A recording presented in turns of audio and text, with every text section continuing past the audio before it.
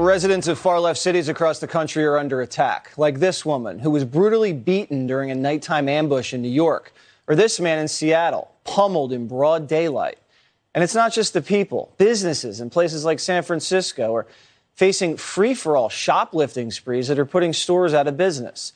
It's like the purge out there, and things are likely about to get worse as the police forces in places like Seattle may lose hundreds of cops when these vaccine mandates are enforced later this month. Joining us now is Jason Rantz, Seattle radio talk show host. All right, so how bad out there is it, Rantz? It's really bad. I mean, thanks to Mayor Jenny Durkan's vaccine mandates, the Seattle Police Department is going to lose between 100 and 400 police officers on Monday. And this is a department that can't afford to lose any. You've got Seattle and King County experiencing record high homicide rates. The SPD already lost about a third of their department since last year, thanks to the defund movement. And it's gotten so bad that right now the department is at stage 3 mobilization, which basically means everyone who can be deployed to respond to 911 calls has to be uniform ready, which of course means you're taking detectives off like a murder case in order to respond to some of these calls. And if you think it can't get worse, well, it can, because it's now looking like we're going to lose about 100 or so Seattle firefighters and EMTs for the exact same reason. And thanks to the governor's vaccine mandate, we've got hospitals across the state bracing to lose up to 7,000 staffers.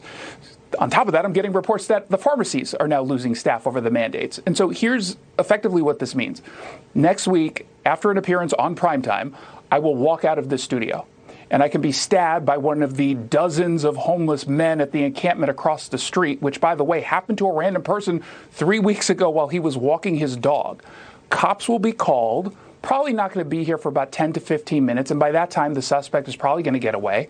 I'm going to wait an extra 10 minutes for the EMTs to arrive because of their staffing issues, probably kept calm only due to the contact high I would get from the drug camp next door, so that's, I guess, one positive. But I'll end up being rushed to a hospital that doesn't actually have many nurses there or doctors to help me. This is a real-world scenario that could start as early as Monday at the end of business day. There is no way, Jason, that this liberal mayor or this liberal governor are actually going to follow through with the threats to get rid of these workers, these police officers and firefighters and nurses. There is no way they can look their own voters in the eyes and say, yes, we're going to lay off hundreds and hundreds of police, firefighters, EMTs in a situation like this. There's no way they can go through with this. Is this really going to happen? I hope you're right, but the fact of the matter is the officers, firefighters, EMTs already received their termination notices. I don't think they're going to. Some already clearing out their lockers. Now, they could at the last minute, realizing what's going to happen. It's a bluff. It has to be a bluff because we don't live in a country like that where you're just going to get rid of people, get rid of police officers like that at that level. It's just not going to happen. I don't see it happening. I think we have more sense than that, but we'll follow it on Monday. And we'll be tuning in for your report here on Primetime on Monday. Stay safe out there. Thanks, Jesse. Appreciate it.